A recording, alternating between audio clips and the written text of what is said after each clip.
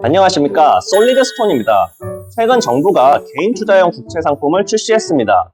우리나라에서 처음으로 도입되는 저축성 국채인데요. 만약 매달 50만원씩 20년을 투자하면 20년 후에는 월 100만원씩 받을 수 있다고 합니다. 원금의 2배인 거죠.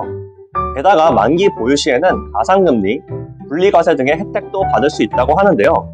청약 첫날 10년물 국채의 경우 1,032억 원이 청약하여 목표치인 1,000억 원을 초과 달성하였다고 합니다.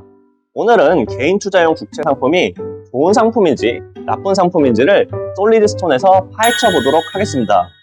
먼저 상품 개요입니다. 이번 달부터 발행이 시작되어서 현재는 미래에셋증권에서 가입하실 수 있습니다. 최소 투자 금액은 10만 원, 연간 최대 1억 원까지 가입이 가능하고요. 만기일에 원금과 이자를 일시에 받는 조건입니다. 국채니까 안전하긴 한데 수익률은 어떨까요? 이번 6월달 발행된 국채 기준 10년 만기 금리는 연 3.69%, 20년 만기 금리는 연 3.725%로 확정되었습니다. 두 가지 알고 가셔야 할 게 이 금리는 만기까지 보유했을 때 받는 보너스인 가상금리가 포함된 금리고요.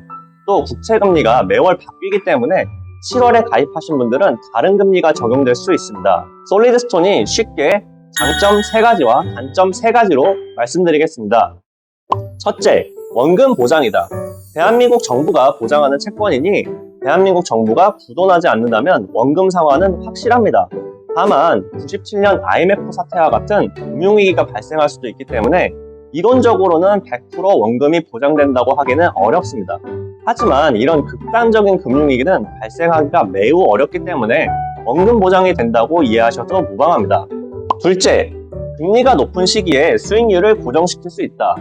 국채 금리는 매달 정해지는데요.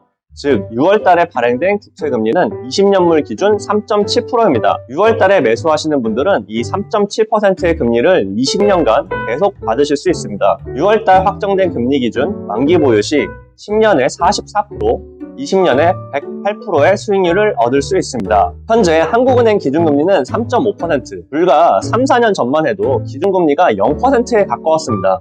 따라서 향후 기준금리가 떨어진다고 예상하시는 분들은 지금 시점에서 이 3.7%의 확정금리를 20년 동안 받으실 수 있습니다. 하지만 당연히 모든 금융상품은 양면이 있습니다.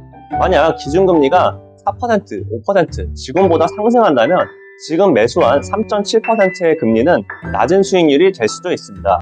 세 번째 장점은 당연히 분리과세 혜택입니다. 사실 이 분리과세 혜택은 일반인들은 혜택이라고 잘 못 느끼시는 분들이 많은데요. 연소득이 높고 연간 받는 이자 배당금이 2천만 원을 넘으시는 분들에게는 큰 혜택입니다. 연봉 1억 원, 연간 배당 이자 소득이 2천만 원을 넘어가시는 분들 기준으로 봤을 때 이자 수익이 1,000만 원이라고 하면은 종합소득세는 385만 원, 분리과세는 154만 원의 세금이 부과됩니다. 즉 이렇게 소득이 높으신 분들은 분리과세를 신청해서 1,000만 원당 231만 원의 절세 혜택을 받을 수 있습니다. 하지만 장점만 있는 건 아니죠. 개인 투자용 국채 투자하시기 전에 이 3가지 단점을 꼭 알고 투자하셔야 합니다. 첫째, 만기 전까지 이자를 지급하지 않습니다. 일반 국채는 연간 2회의 이자 지급이 있는데요. 개인 투자용 국채는 만기까지 이자를 지급하지 않고 이를 복리로 재투자하는 구조입니다. 따라서 은퇴하여 당장 이자 수익이 필요하신 분들에게는 적합하지 않은 상품입니다. 둘째, 중도 매매가 불가능합니다. 사실 국채 시장에서 기관 투자자 또는 외국인 투자자가 차지하는 비중은 95%가 넘습니다. 수익률이 3%대인 국채를 기관 투자자들은 왜 이렇게 많이 사는 걸까요? 기관 투자자들은 이 3%의 수익률을 보고 투자하는 것이 아니라 시장 금리가 하락할 때 얻을 수 있는 채권 매매 차익 때문에 투자를 합니다. 채권 투자하실 때 매매 차익에 대한 이해가 없으신 분들이 많으실 텐데요. 쉽게 예를 들어서 제가 4% 금리를 20년간 받을 수 있는 은행 통장이 있다고 가정해 보겠습니다. 현재 어느 시중은행을 가도 이 4%의 이자를 받을 수 있기 때문에 현재는 그다지 매력적이지 않습니다. 하지만 몇 년이 지나서 이 시중은행 금리가 1%대로 떨어졌다고 가정해 봅시다. 그러면 이 제가 가지고 있는 이 4%짜리 은행 통장이 이제는 매력적이겠죠. 그래서 누군가 이 제 통장을 사겠다고 하는 사람이 나타났습니다. 통장에는 돈이 100만 원 들어있는데요. 제가 그냥 100만 원에 팔면 손해겠죠. 원금 100만 원에 웃돈 10만 원 얹혀서 10만 원의 통장을 파는 겁니다. 건도 이와 동일한 구조입니다. 현재 국채 금리가 3.7%인데 몇 년 뒤에 국채 금리가 1%대로 떨어지면 이 3.7로 찍혀있는 채권의 가치가 상승하게 됩니다. 기관 투자자나 외국인 투자자는 이 매매 차익을 얻기 위해 국채에 투자합니다. 하지만 개인 투자용 국채는 만기 보유가 목적이기 때문에 만기 전에는 매매가 금지되어 있습니다. 매매 차익을 얻을 수 없다는 점에서 매력이 떨어집니다. 셋째, 그렇다면 중도 환매는 가능할까요?